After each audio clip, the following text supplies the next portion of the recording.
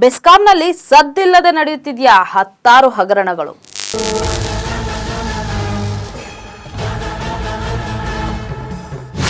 ಯಾರ ಗಮನಕ್ಕೂ ಬರದಂತೆ ಒಂದೇ ಕಾಂಟ್ರಾಕ್ಟ್ಗೆ ಗುತ್ತಿಗೆ ನೀಡಿರುವುದು ಎಷ್ಟು ಮಾತ್ರ ಸರಿ? ಕಾಂಟ್ರಾಕ್ಟರ್ ಜೊತೆ ಬೆಸ್ಕಾಂ ದನಿಗಳು ದೋಸ್ತಿ ಮಾಡಿಕೊಂಡಿದ್ದಾರಾ? ಹಾಗಾದ್ರೆ ವಿರೋಧ ಪಕ್ಷಗಳ 15 ಕೋಟಿ ರು ಆರೋಪ ಸತ್ಯನಾ? ಸಿಎಂ ಹಾಗೂ ಸಂಬಂಧಪಟ್ಟ ಇಲಾಖೆಯ ಸಚಿವರ ಗಮನಕ್ಕೆ ಬರಲೇಬೇಕಾದಂತಹ ಮಾಹಿತಿ.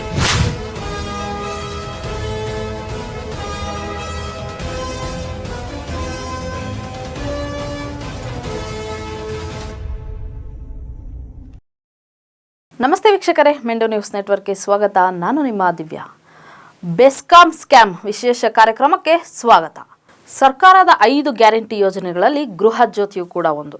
ಈ ಒಂದು ಗೃಹ ಜ್ಯೋತಿಯಿಂದ ಎಷ್ಟೋ ಜನ ಬಡವರು ಇನ್ನು ಮುಂದೆ ನಾವು ನೆಮ್ಮದಿಯಾಗಿರಬಹುದು, ಕರೆಂಟ್ ಬಿಲ್ ಕಟ್ಟೋಗಿಲ್ಲ ಅಂತ ಎಷ್ಟೋ ಜನ ನಿರಾತಂಕವಾಗಿ ನೆಮ್ಮದಿಯಾಗಿ ಇದ್ರು.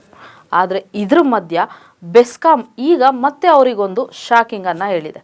ಸ್ಮಾರ್ಟ್ ಮೀಟರನ್ನು ಅಳವಡಿಸ್ಕೊಳ್ಳೇಬೇಕು ಅನ್ನೋ ಒಂದು ಆದೇಶವನ್ನು ಹೊರಡಿಸ್ತು. ಆದರೆ ಇದಕ್ಕೆ ವಿರೋಧ ಪಕ್ಷಗಳು ಕೂಡ ಈಗ ಮತ್ತೊಂದು ಶಾಕಿಂಗ್ ಹೇಳಿಕೆಯನ್ನು ಕೊಡ್ತಾ ಇದ್ದಾರೆ. ಸೊ ಅದು ಏನಂತೀರಾ?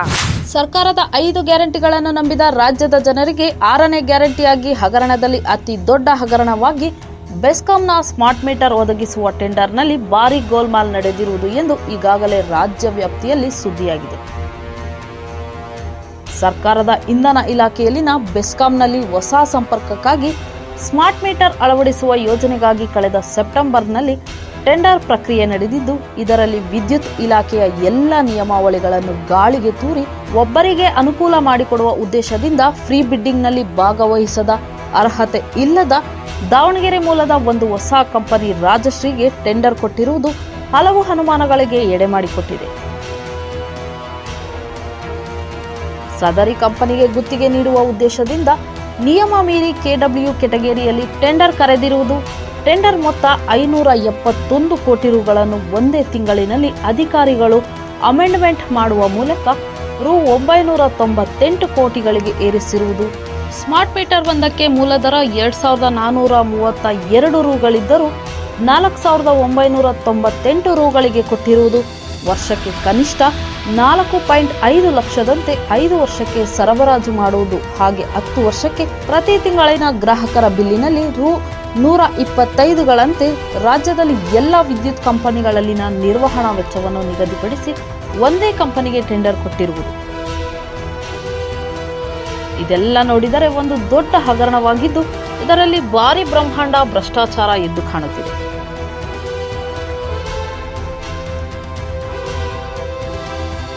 ಈಗಾಗಲೇ ಈ ಯೋಜನೆಯು ಛತ್ತೀಸ್ಗಢ ರಾಜ್ಯದಲ್ಲಿ ಚಾಲನೆಯಲ್ಲಿದ್ದು, ಗುತ್ತಿಗೆದಾರರು ಯಾವುದೇ ವೆಚ್ಚಗಳನ್ನು ನಿಗದಿಪಡಿಸದೆ ಬರೀ ತಿಂಗಳಿಗೆ 60 ರುನಂತೆ 60 ತಿಂಗಳಿಗೆ ನಿರ್ವಹಣಾ ವೆಚ್ಚ ಮಾತ್ರ ನಿಗದಿಪಡಿಸುವುದಾದರೆ, ಕರ್ನಾಟಕದಲ್ಲಿನ ಬೆಸ್ಕಾಂ ಕಂಪನಿ ಮಾತ್ರ ಏಕೆ ಇಷ್ಟು ದುಬಾರಿ ವೆಚ್ಚದಲ್ಲಿ ಗ್ರಾಹಕರಿಗೆ ಹೊರೆಯಾಗುತ್ತಿದೆ?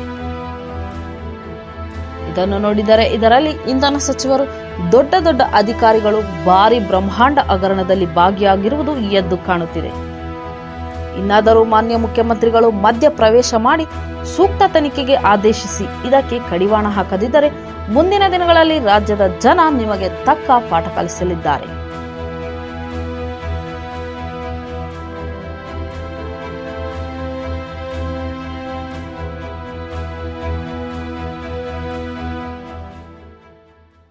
ಮೆಂಡು ನ್ಯೂಸ್ ನೆಟ್ವರ್ಕ್, ಸತ್ಯದ ಕನ್ನಡಿ.